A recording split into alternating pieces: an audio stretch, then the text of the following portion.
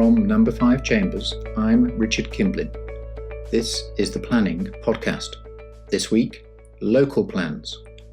And first up, inside an examination in public, some tips from the gatekeeper, the programme officer, documents, virtual hearings, and helicopters. Next, 2 of the legal bear traps for local plans. Duty to cooperate and strategic environmental assessment, with some lessons from the JSP for the West of England, with Ian Kemp, a programme officer who is known to many of you, and Thea Osmond-Smith, planning and environmental barrister at Number 5 Chambers. The Planning Podcast takes a first look at local plans and their examination. So, Ian, hello. Hello. Good afternoon. How are you? Very well, sir. Yourself? Very well indeed. And where are you hailing from this afternoon? My home office. I'm used to working from home, so this is a bit like a busman's holiday for me. But yes, the sun is shining and all is well, so I can't complain. Fantastic. Now, Ian, you are a programme officer. Correct. What is a programme officer? So a programme officer is someone who acts as a channel of communication between the representatives, an authority, and an inspector in relation to local plan examinations. They are responsible mainly for the administration of a local plan examination and work on behalf of the inspector to organise the process from an administrative and procedural point of view. Right, now, Ian, you're working on behalf of the inspector, so that means that you're not part of the council, is that it? No, I'm personally self-employed. I'm not a council officer, and I don't actually work for the inspectorate either. Okay, so you've seen lots and lots of plans succeed and fail, and all sorts of approaches to them. Then I have, yes. I started off on the structure plans, as I mentioned. I've done the old style local plans, regional planning guidance, RSSs, London plans. Now, predominantly, my work is around the local plans for local authorities. But yes, I've seen the changes over the years. And what do you think? Do you think things are changing for the better, or do you prefer to not express a view? I think the system has got better over the years. On the old style local plans, for example, we could be in a single local plan inquiry for 18 months at a time. Just doing one plan, and I think the process has become more efficient. I think there are elements of the old style local plan systems that were slightly more accessible to people, such as the inspector's reports, because on the old style local plan, the inspector's report used to cover specific objections or representations, whereas now we're in the territory of soundness, and they tend to cover the generalities and broad themes of soundness and legal compliance, which, in my own personal view, isn't perhaps quite as accessible to sort of members of the public, where they could just pick up a report, turn to page X and find their representation, find what the council made of their representation, and also find what the inspector made of their comments. Got it. Yeah, it's quite different, isn't it? It is very different, but in terms of efficiency, as I say, that whole process. I did the Warwick local plan to pick an example out of the air. We in Warwick we were in an inquiry itself for 18 months. My whole contract was getting on for 2 or 3 years, and it's whether or not that sort of approach is sustainable. Well, there we go. You've hit the nail on the head by reference to sustainable, and that's key to the whole question, isn't it? Yes, indeed. Yes, Ian. In respect of a particular examination that comes your way, you get involved at a particular stage of the process. What stage of the process is that? Well, officially, an authority needs to have a programme officer on board at the point they submit their plan. So when they turn it over to the inspectorate, they say, look, this is our plan, these are our associated documents, and our programme officer is providing the contact details. So authorities don't actually have to appoint me until the last minute, although I often recommend to authorities that if they appoint me at an earlier stage, then I would have time to have a look around their document referencing, for example, or help them with any queries that they might have in the build up to submission. So as early as possible would be my advice, but officially they wouldn't need to appoint a program officer until the 11th hour.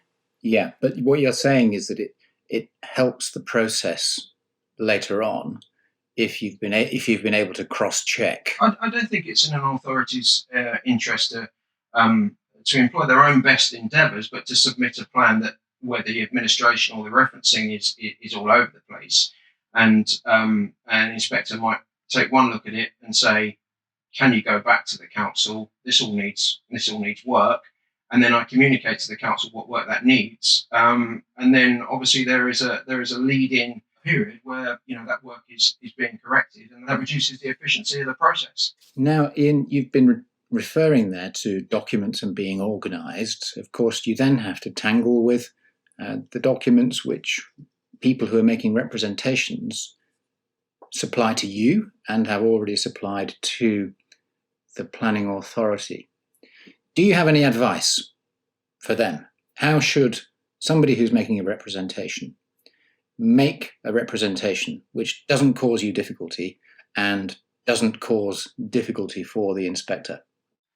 I think my key advice would be to make it clear which particular section of the plan you are referring to. I would personally break it down into individual policies. That would be my suggestion, rather than write a single letter that isn't clearly marked up as to what policy it refers to or what site it refers to. It's far better for an authority at the point that they receive that representation, because obviously authorities have to pick up that representation and load it into a central database. That database will have various flags on it where particular comments are lodged against particular sections of the plan.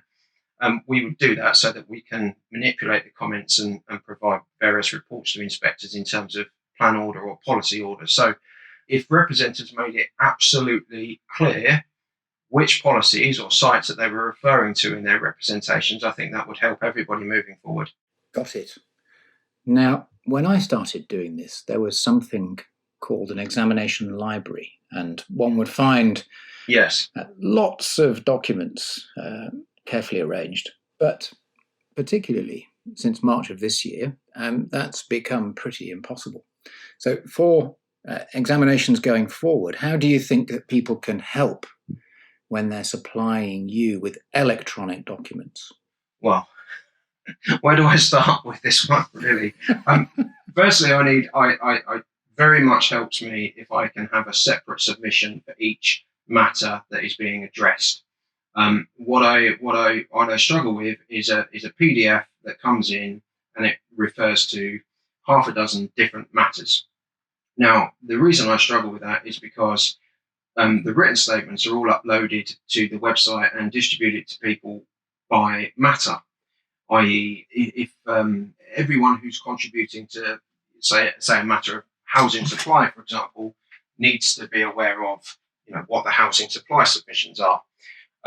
If a statement comes in and it references housing supply, it represents various sites, it represents densities or something like that, then especially in a PDF format, I can't easily split that up and post it to the relevant section, which causes problems for the inspectors. It causes problems for other people who are trying to focus in on the key elements that they're interested in. So separate PDFs or Word documents for each matter being addressed would certainly be very helpful indeed. I'm usually quite flexible. Sometimes if they come in a Word format, I can split them up myself and create multiple PDFs. But that's obviously work for me that it'd be more efficient if they came in already organised. Sometimes I struggle as well with a huge number of appendices. I often get various reports, documents, photographs, etc., just emailed to me in individual files, and I have really no idea what order or a representative would like these presented in, or what particular photographs go with which particular statement, etc. So ideally, if statements could come in individual matters and already include all relevant appendices in a PDF document, then I could simply save the file without additional work. I mean, that would be absolutely perfect. Okay, so let me play that back. If you have a representation to make in respect of policy 1, and you want to append reports A, B, and C, what you really want is a PDF which is of the right word count attached to it and part of the same document, those reports A, B, and C. Yes, that's how I do it. I mean, I must admit, I'm not the only program officer, obviously, so other program officers might have different ways of doing it. Now, I mentioned the word count being 3,000 words, which is always referred to in the inspector's pre-examination note. Who's the gatekeeper who deals with the document that contains 3,001 words? What happens? That's a very good question. You're going to get me in trouble for this, I think. But I think the key mantra is always that inspectors would encourage succinct and to the point submissions. The 3,000 word limit on written statements has been around in guidance notes for as long as I can remember. I think it is really a good practice guide rather than a fundamental restriction. I mean, I shouldn't perhaps say, but I've never returned a statement based on its word count. But on the other hand, you might say that if somebody can get their point across in 500 words, that might have a bigger impact. Yes, I think so. I mean, there are ways around it. We're always informed that appendices do not count towards the word count. Given that we've already had a representation at the point of the consultation, you know, the point should have already been made. I think really you should be able to address inspectors' questions succinctly enough to be able to stay within the limits. But I mean, fundamentally, I think it's there as a good practice guide rather than a strict rule of thumb. Did you know, Ian, that when President Lincoln delivered the Gettysburg Address on November the 19th, 1863, he used 272 words? Well, there you go. That's proof in the pudding. Right. Away from documents. Hearings. Post-COVID. Yeah. Everybody's been staring at screens. Tell me, what do you think the scope might be for us to be doing examination using a virtual method?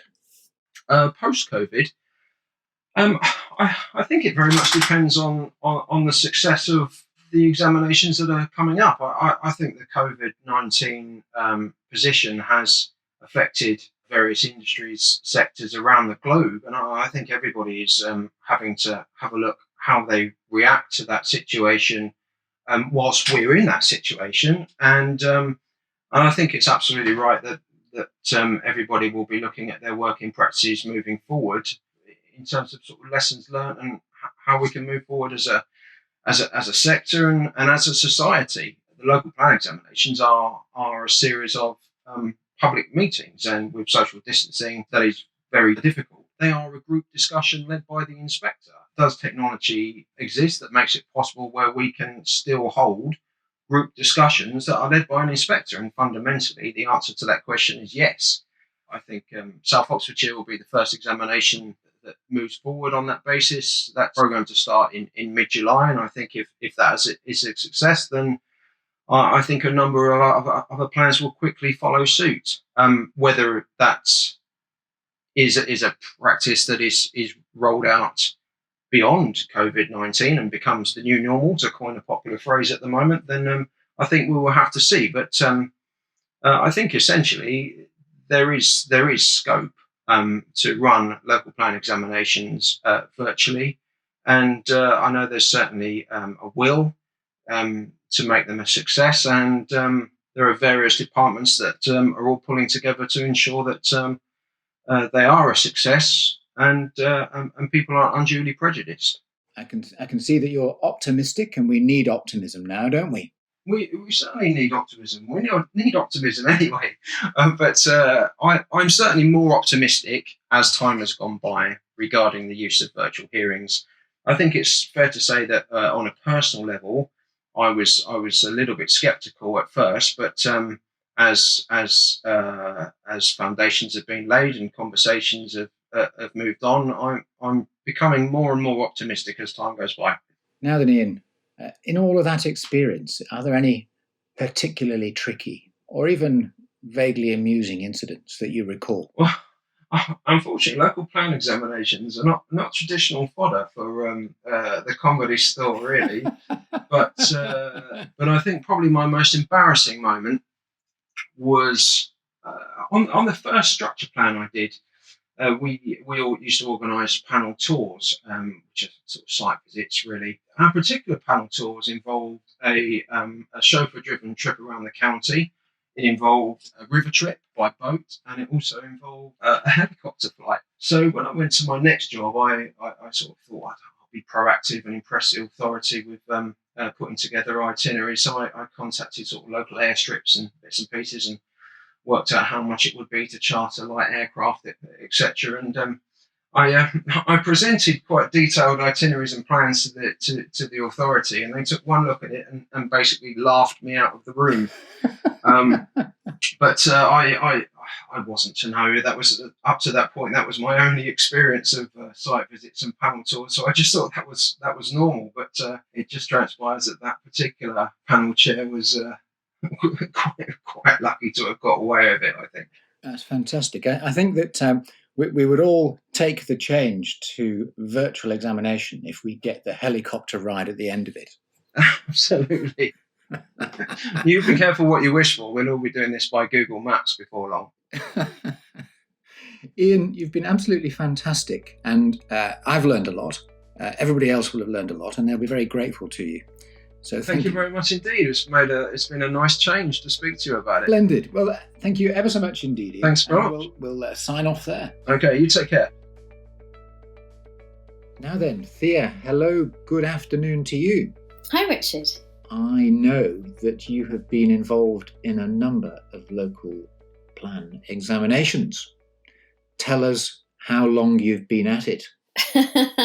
Well, Richard, the first one was the Coventry City Council Core Strategy examination, and that was in early 2013, just as my planning practice was starting to develop, and I was fortunate enough to be junior to a little-known planning silk, Ian Dove QC, and the plan went down then on the duty to cooperate. Now, the duty to cooperate was still relatively new at the time.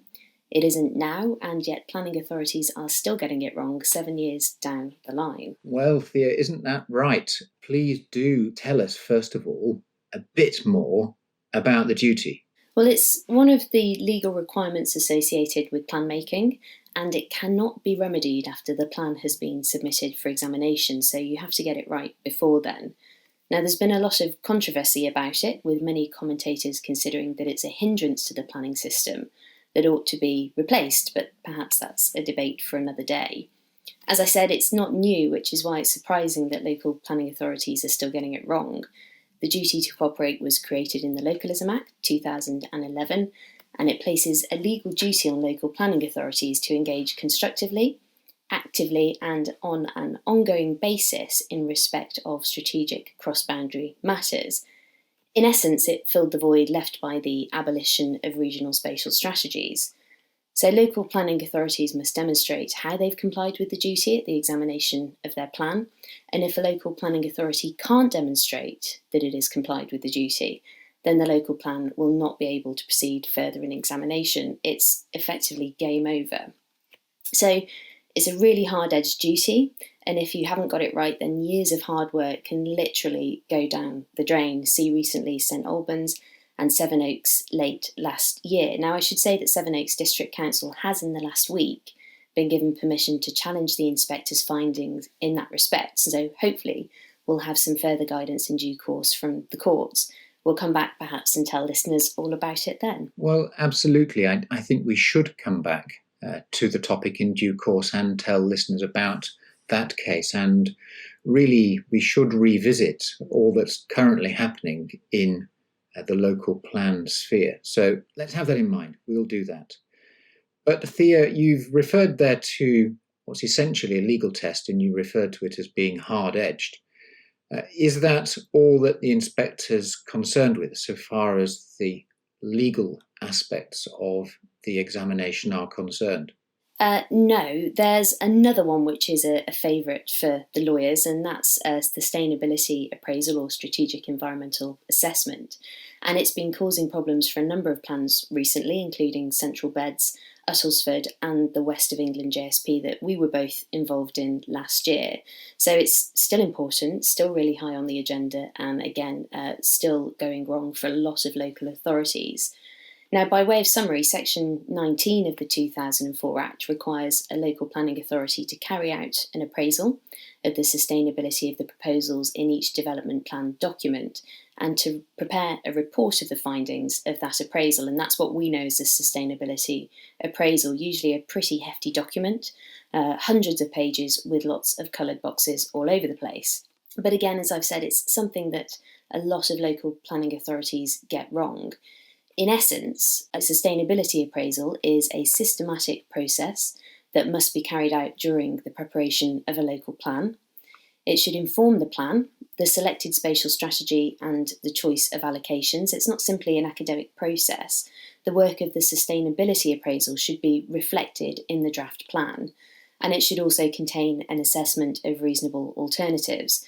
And the purpose of that is to show that the product you're left with, the spatial strategy and the allocations, for example, are the best of what can be achieved. Now, Thea, you referred there to the generality, but we can have a look at that in a bit more detail by reference to a particular JSP. The JSP for where? That was the West of England JSP that was examined last year. Okay, so this is the one which followed on from James Brokenshire's letter in June of last year. That made people think that the examination was going to have a particular style and effect. But what actually happened, Thea? Yeah, so as you say, Richard, James Brokenshire's letter was dated the 18th of June, and that was to Sarah Richards, the Chief Executive of the Planning Inspectorate, stressing the importance of inspectors being pragmatic in getting plans in place. So the fear at the time was that a less scrupulous approach would be adopted to plan examinations, but I don't actually think that's been the case at all, and it certainly wasn't the case with the JSP. Now, just to provide a bit of background about the JSP, in terms of the provision of housing, the plan had a number of strands to it. Around 16,000 homes were to be delivered through the urban living component, and around 17,000 homes through the strategic development locations, or SDLs. Now, the real problem was that the joint authorities appeared to select the SDLs and then build a plan around them without any coherent spatial strategy as the starting point. So really it was a case of putting the cart before the horse. Now in 2015, at the issues and options stage, 5 spatial scenarios for the overall distribution of development were identified, but they weren't carried through the subsequent SA work after that, and in fact bore no relation to the distribution of development in the final draft plan. And it was only after the plan was submitted for examination and the inspectors raised concerns about that issue that a consolidated sustainability appraisal was produced to explain, first, exactly what the strategy was, second, where it had come from, and thirdly, how it performed in relation to alternatives. Although even that process was problematic because the spatial strategy as a whole was never considered in relation to reasonable alternatives. So ultimately, the inspectors concluded that robust evidence had not been provided to demonstrate that the 12 SDLs proposed in the plan had been selected against reasonable alternatives on a robust, consistent and objective basis. Now, the inspectors tried to be helpful and recognised that a great deal of work had gone into the plan by the joint authorities. They advocated starting the plan preparation process again by identifying a clear high-level spatial strategy and suggested that the appropriate SDLs would logically flow from that, which of course must be right. Now, Thea, that was the outcome. How would you characterise that so far as the whole planning system is concerned? Well, Richard, frankly, it's a dreadful outcome because all of this time, money, resource had been put into bringing together a plan that was supposed to set a vision for the future for a number of local authorities that were involved in that instance. Of course, lots of political decisions had to be taken, very difficult decisions, and then to find yourself at examination with all that work just simply going down the pan is really must be enormously disappointing for everyone involved. Now, is this a case where you were instructed early on, and do you have anything to say about that early part of the process and the way in which teams can be built up? Well, I was instructed on behalf of Persimmon in that case, and Richard, I think you were instructed on behalf of a developer as well. But in terms of local authorities and how they can address these potential issues, my view is it's really important for them to instruct council very early on. It would be really easy to criticise local authorities engaged in this process for getting it wrong, and I appreciate there are all sorts of demands on local authorities, and the local plan process is a big undertaking. However, I really do think that addressing these issues, these legal issues early on in the process, would possibly avoid wasting years of time and money. The duty to cooperate and the sustainability appraisal work, as I've said, are legal requirements of the plan and fundamental to success at examination. And I'm always amazed when local authorities don't get council involved in those issues early on to advise whether they've got it right, and if not, how can it be remedied. Not doing that runs the risk of getting all the way to examination, as with the West of England JSB, having to go back to the drawing board and start all over again. Now, of course, barristers aren't miracle workers. We can't fix the unfixable and we can't turn back time, but instructing us right before the examination is just too late. Now, did you produce an opinion which was made publicly available at that examination? Yes, I did, Richard. I think my opinion probably went in with our hearing statement not too long before the examination. And I think probably you produced an advice as well, didn't you, Richard? Yes, there's one from me earlier on in the process. Do you think it would be helpful if we put those alongside the podcast so that people can see what it is that we're in fact talking about? Absolutely, very happy to do that. Okay, well, let's see if we can sort that out. Good. Well, it sounds to me like we're going to revisit this later on in 2020. I look forward to it. I'm very grateful for that really clear and incisive view of how to get into some of the legal issues which crop up at examination. Thea, thank you very much. Stay safe. Looking forward to doing this on the next time. Thanks, Richard. Speak to you again. That was the Planning Podcast from Number 5 Chambers. Next week, we will turn to infrastructure and CPO with Hugh Richards. And Philippa and Paul, and anyone else who's been chopping vegetables while listening to this, be careful with that knife. Stay safe. We'll be with you again next week.